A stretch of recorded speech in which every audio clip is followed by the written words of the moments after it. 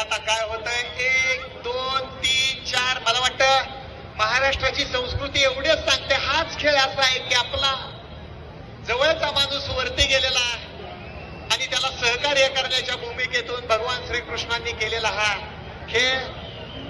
आणि गोविंदा पोचतायत 1 2 3 4 आणि 5वा थर, 5व्या थरापाशी पोचले.